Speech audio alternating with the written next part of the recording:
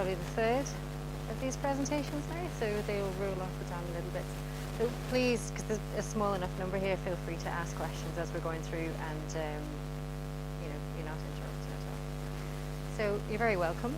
Hopefully this will be shared with other people, so if you don't want to be on camera, then look out of the way. Hopefully a few more people. So just tell people in your club if they didn't get to come down tonight. See it again on the website in the next day or two as well. So the ski meet, 12th to the 18th of February, we run a number of courses to try and progress people's training. That's one of the key reasons why we put on the meets for members, to try and bring people on, bring them outside of Ireland, bring them into winter conditions, and into different aspects of the mountains that they mightn't experience so much of in Ireland. But I think we're going to get a reasonably good bit of snow this winter in Ireland. Very hopeful. So, yeah. So we're back to Fort William. If any of you have been on our meets before, this is where we pretty much go every year. There are other places to go in Scotland. It's quite a long drive if you go much further north.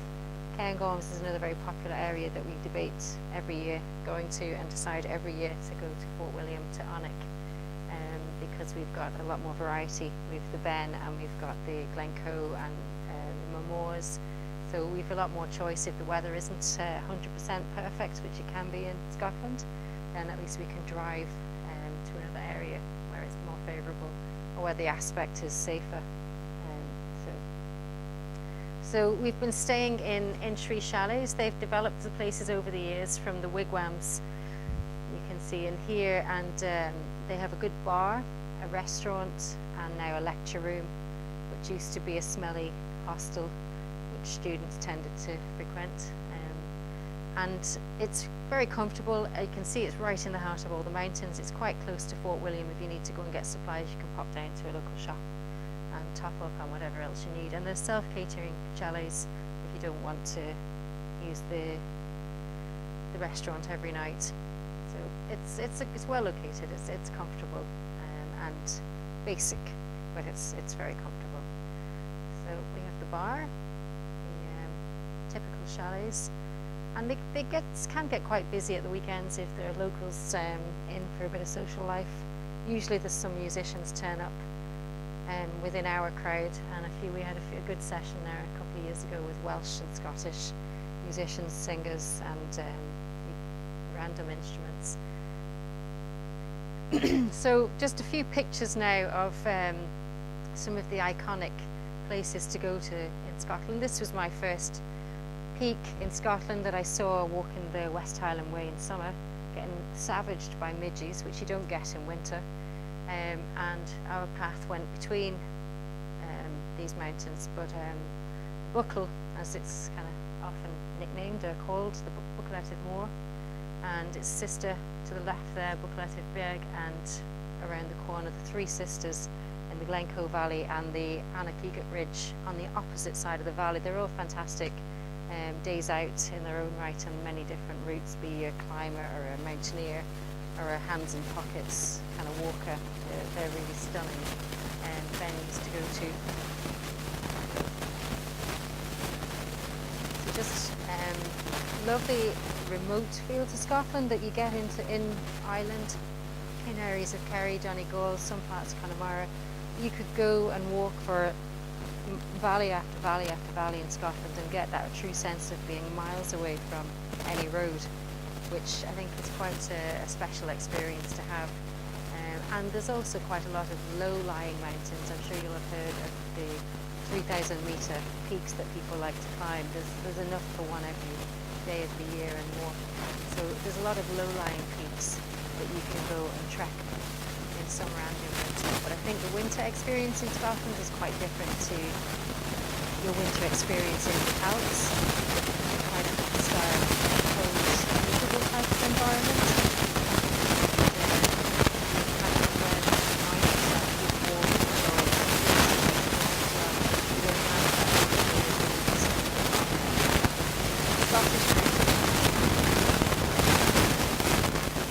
You'll think you're quite fit when you leave Ireland. You're walking reasonably regularly, but you'll find yourself struggling for the first day or two or 3 or before in Scotland, because it's steep and longish walk-ins, and if you're lucky enough you'll have snow to be trudging through as well. So it takes more out of you, so do be prepared for that. Try and get a bit of training in if you can, get out walking a bit if you can, but also just don't be too hard on yourself. It's going to happen, you will be tired, but you'll build up a stamina and a mental strength to keep going through if you're tired. So one of my favourite places, Anach Moor. We have on the back of this a ski area, and on the front side that we can see now quite a lot of climbing routes. So you can see all the cliffs and gullies there lend themselves really well when they get plastered in ice and snow to create quite difficult gully and ridge climbs there that you can see the fellow just about to top out, and you can see where someone has topped out a bit nearer to us along here on just more steeper snowy ground. So he's roped up. I can't see any protection if he falls off, other than probably the climber he's tied to. But once he gets over the top there, he'll dig himself a seat or make himself a belay and bring the person up a bit more securely. So a lot of the time when you're out at the meet, people are there just to go and meet other people. They're there to learn a few skills, get some climbing partners, maybe meet some like-minded people. There may only be one or two of you in your club that like doing it, getting cold and wet and miserable in the middle of Scotland in the winter. So it's an opportunity to meet other people and make climbing partners and walking partners to come back the following year. The key thing with if we're running courses, if you choose to do a course, is that we're trying to enable you, not disable you. We want you to learn some skills so you can go on and do stuff that you want to do yourselves. It's not an idea that we are there to guide you year in, year out. We don't really want to see you back doing the same course year in, year out, but actually to try and progress and become independent. So there's lots of opportunity to chat. You'll be talking weather 90% of the time in the pub in the evening. What are the conditions like? What's the weather like? What's it doing tomorrow? Where were you today? Trying to get some information on, what the route, what condition the route is in, or the walk is in. What was the snow like? What's the avalanche risks? So you'll be reading weather forecasts, and they'll be printed up and posted every day. So you'll get a really good idea of weather, because you really need to understand what's happening under your feet and under the snow. There'll be lectures during the week as well, a few slideshows. We'll be running 3 levels of courses, not in singing and dancing, but in skills courses for climbing, for walking, for mountaineering. So bring an instrument if you have one, and prepare to have a bit of fun with what you're doing. So the first course is typically aimed at somebody who has maybe done quite a bit of walking in Ireland, is reasonably competent, comfortable, knows what kit to bring generally, and has never maybe walked in Scotland, or maybe they've never walked in crampons in winter and not used an axe before. So that's a good opportunity to try and expand what you already know, bring your experience into a new set of terrain with some new conditions and criteria to try and mind yourself. So these guys, you can see, have crampons on. They're just walking. They've got their axes in their hand, because there maybe is a steepish slope off to the side of them, and they've got their normal hill walking gear, sunglasses to protect their eyes from the glare, and hats and gloves because it's pretty cold, it's winter. So that's so different to what you might see in Ireland, but they've got the additional crampons and axe just to deal with the snow. So it's done on quite a comfortable ratio, very sociable, 6 people in the group. Equally, it's only over 3 days, so we try and cram a lot of skills into that. So we might do a day where we're looking at how you're moving on the crampons and blend that in then to a journey, and we look at how you might use the axe to make yourself secure walking along, or digging holes, or making belays with them, with a sling, or whatever you might need to do in the situation. And it gives you a feel for everything, and in a relatively safe and guided kind of a way, people can answer your questions on the spot, and they can give you a good demonstration of how you should be walking in your crampons and how you should be using your axe and so on. So it's an opportunity, I think, to kind of fast track and get a bit of skills to build into your already built experience. So they're 3-day courses, so ideally plan to have a few more days before or after, so you can go out and do, you hopefully will have made some kind of companions to go out and do bits and pieces the few days following or before. beforehand. So that's the walking skills. So we've mentioned there, you'll be expected to do some navigation, or at least to be shown how to navigate in winter. People kind of often come to this, they can do a bit or quite a lot of navigation, but in Scotland you can't really be standing around too long taking bearings and measuring distances and having a big chat about what way you're going to go. You need to make much quicker decisions and move because it's too cold. So you might start doing your navigation back at the base and prepare it, or you might do your navigation down off the side of the top so that you can take your bearing before you get to the top and then use it when you get there. So there's different strategies that you might employ. And route planning, you can't just walk anywhere if you've got snow under your feet. Sometimes there's avalanche risk, sometimes certain slopes are really dangerous and others are safer to travel on. So your route might not be dictated by where you want to go, but by what the terrain is telling you. Emergency procedures are pretty important, I think. I've used snow holing to save me on a trip in the Alps when we had typical Scottish weather for about 14 hours, but in the Alps where you're not supposed to get it, and we ended up snow holing. And I'd say if we hadn't known how to do that, it wouldn't have been such a favourable outcome at the end of the night. So a lot of the skills you learn in Scotland, whilst people may underestimate Scotland, the mountains are not as big as the Alps and so on, there's not as much snow, avalanches are different, it's cold, it's wet, it's short days, it's steep, and quite harsh, wet, damp conditions. So it's a lot of skills to learn, and it does set you up really well for managing in the Alps. So not to be underestimated, especially kind of at this first level. You know, folk feel I've been walking for 20 years, I don't really need to learn how to go walking again. But there's a lot of new skills required in winter so that you can actually be comfortable when you're out. So the next course then, the mountaineering skills, is done on a slightly smaller ratio to reflect the more difficult terrain you're going to be operating in. It may be that you take a much stronger role in what you're going to do in the day. So you might have a little bucket list of routes that you've looked up, or places you want to go, or peaks you want to climb. And the onus will definitely put on you to say, well, okay, you want to climb that, what's the safe route, how are you going to plan your day? And bring into the equation then using ropes, harnesses, helmets, crampons and axes. So to come on to this kind of course, ideally you want to be pretty comfortable putting on your axes, and you're getting out your axes, putting on your crampons with gloves on, putting on your harness, those kind of things you'll start to become quite fluent at, so that then you can start to add in the rope work and the using a bit of protection to go up and move together through difficult terrain. Okay, so we grade, once you start climbing in Ireland and around the world, you have grades on routes, and the same in winter conditions as well. So your typical kind of steepish ground, snow ground that you can probably walk up to the point where you might want to rope on it, that would be kind of your grade 1 terrain. You're reasonably comfortable, and suddenly now it's getting a little bit out of my, if I slip here I'm going to slide an awful long way. That's moving into your grade 1 terrain. So you might be working condition dependent on grade 1 gullies where it's all collected in the gully, but if it's dangerous you're then more likely working on ridges and starting to introduce a few bits of mixed terrain where you've got rock and then snow and then rock and then a bit of ice and a bit of a mixture.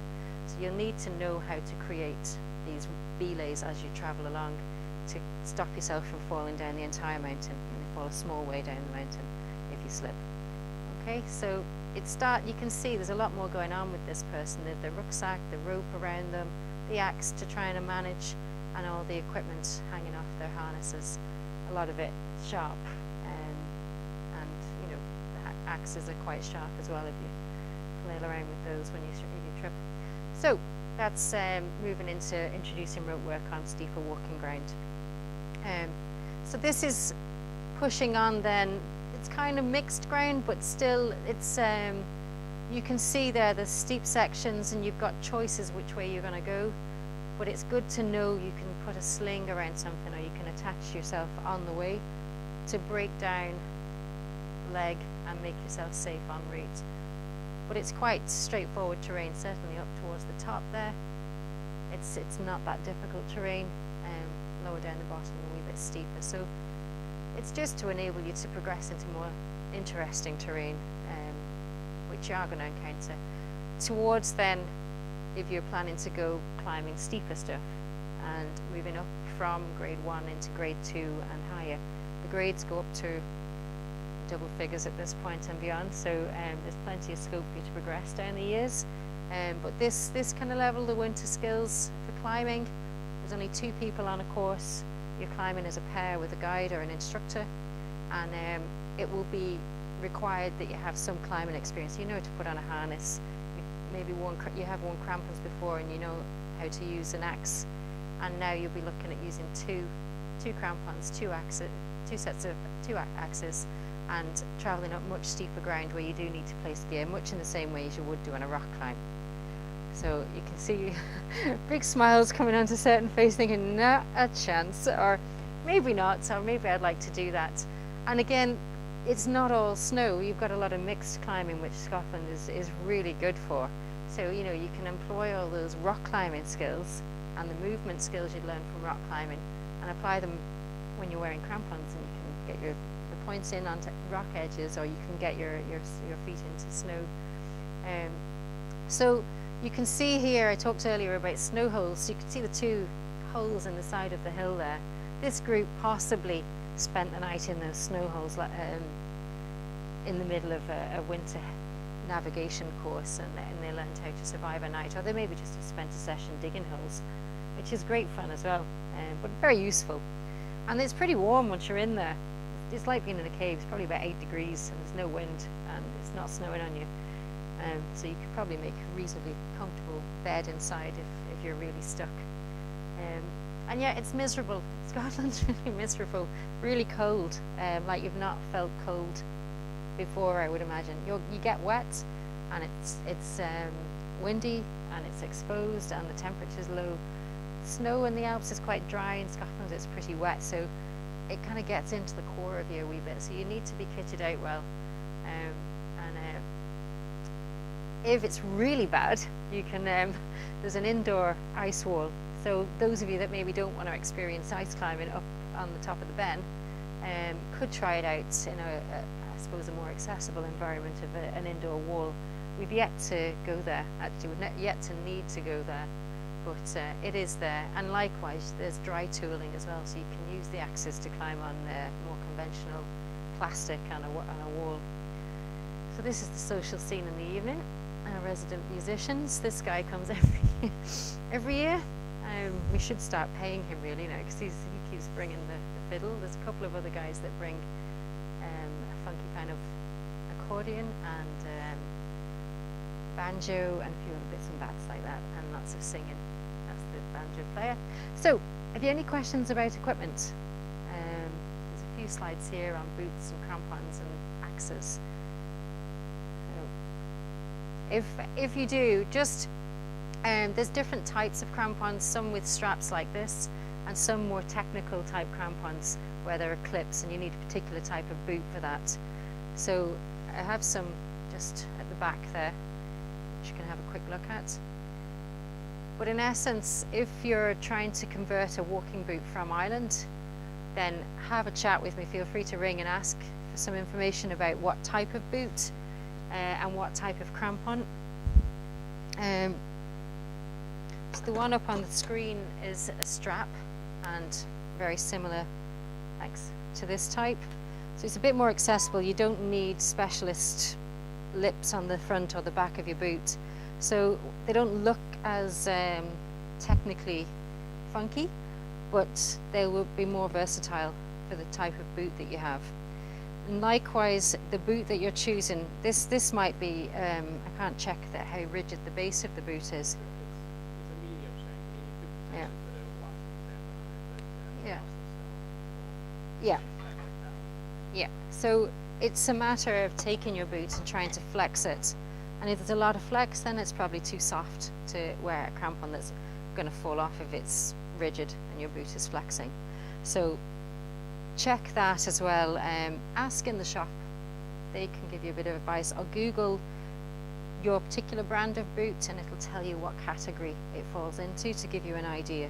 So for walkers, it doesn't matter if there's a little bit of flex when you're walking, but if you're climbing, obviously you're trying to create a rigid platform into the ice, and if the boot is bowing underneath it, it's just going to fall out of shoulder hold, and your heel and your calves are going to be screaming. So that would be a more accessible type of crampon.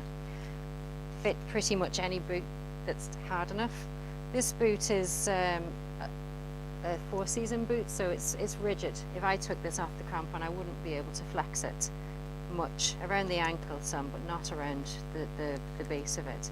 And this crampon is kind of like the next step up, so it's got a clip in at the back, and if your boot has a little lip, then you can use a clip on. It's just a bit easier and less fumbly when you're wearing gloves to get on, and you can fix it and set it back at the camp and get the size right before you leave.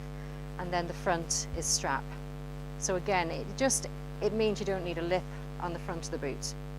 So you can get boots with clips on front and back if you have a full-on climbing boot. So for climbers, if they're going to do lots, they might choose to buy a less versatile boot that has the clip and a less versatile crampon. So again, if you want to chat or give us a call if you're trying to decide between a walking crampon or a mountaineering crampon or a climbing crampon, just call and ask in the shop or Google and just see what it's designed to do.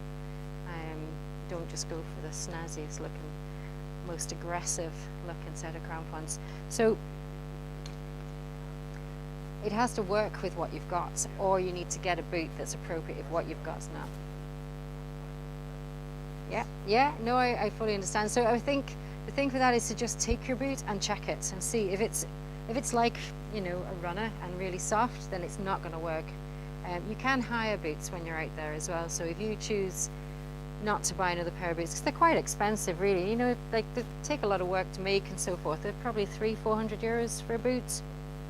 Yeah, you can be lucky in sales, but it's a lot of money for a week or 3. You know. Exactly. So the higher boots now as well, they're like the boots now are far more comfortable. You're far less likely to get blisters. That used to be one of the major topics along with weather at the evening time, was blisters, because people were wearing double layer plastic boots, and they'd often hire them and they'd be destroyed. So you really need to look after your feet when you're out there. So the higher boots that you can get are pretty good and relatively comfortable as well. So bring plenty of blister kit in case, but very little chat about blisters these days, noticeably so. So yeah, so make sure that your boot is compatible. There's more information in the info pack around compatibility of boots and different categories of crampons that go with them. And it's the same as well. So there's it's kind of the extremes in some ways in terms of your axes. So I suppose the key difference is there's the length. So you want something not too long for you. Light. This is a really lightweight walking axe. It's straight shafted, so it's not.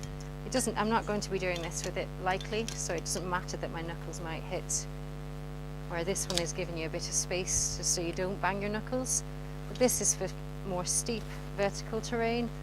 I can't bury this into the ground if I want to make myself safe, but I can bury that into the ground. So often a good compromise, depending on what you're doing, is to get something with a slightly curved axe. So you can use it for walking, you can use it for kind of the lower end and pretty hard climbing as well. And yet this isn't that useful for walking around with.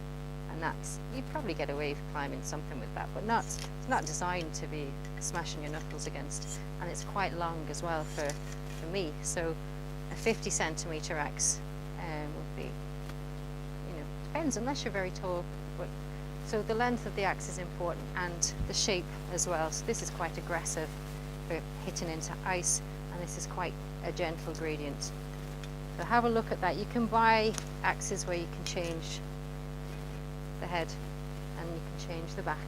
So if you want something that's more versatile, get a slightly curved shaft and then get different heads, so you can flick around that way as well.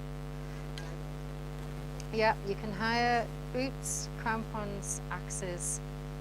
I think you can hire helmets as well, but we have a small stock of those as well that we can hire out. Actually, we have now a set of axes that we can hire out, and crampons if you wish to, as well. So if you don't get them in the shop, you can hire them out. quality as well. They're very new. So good neck. Okay. So the mountaineering course, you can see these guys are on a mountaineering course, not just because there's 4 of them, but because of what they're wearing. They could also be on a climbing course. They've got harnesses, they've got equipment, their crampons are on, they've got helmets on, because they're on steep ground. Quite often you wear a helmet when you're on steep ground in Scotland, even if you probably think you're only walking or a bit scrambly, because you've got a big axe in your hand of crampons on the people in front of you that might slide into you. So the other bit of kit, good waterproofs, good boots, good socks, gloves, spares and spares, hats, spares and spares, neck gaiters to block out all the gaps, and balaclavas don't go down too well, but in Scotland you need something to be able to cover your faces up. Your beard freezes, you know, and your glasses as well is something significant to think about. What your ski goggles you can get with gaps to fit over glasses, so they're not pressing and pushing into your. It's obviously, I know it seems really obvious, but it is obviously important that you can see your map. And if your glasses are steamed up all the time, it's quite a danger, it's a hazard. So do put a bit of effort into your whatever system you work out with your glasses. But sunglasses are pretty good a lot of the time, but ski goggles then if it's very wintry. So that's kind of coming into the end of it. If you have any questions or other bits and pieces you'd like to ask about.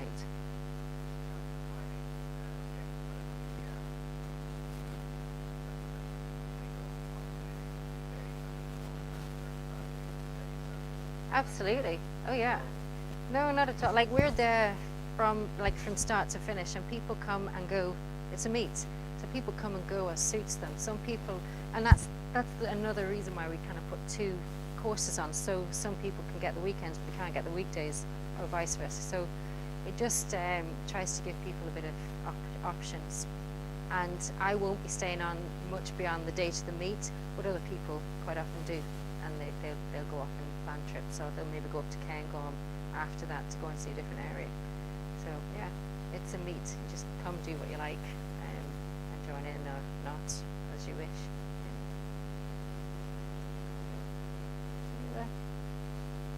You all good?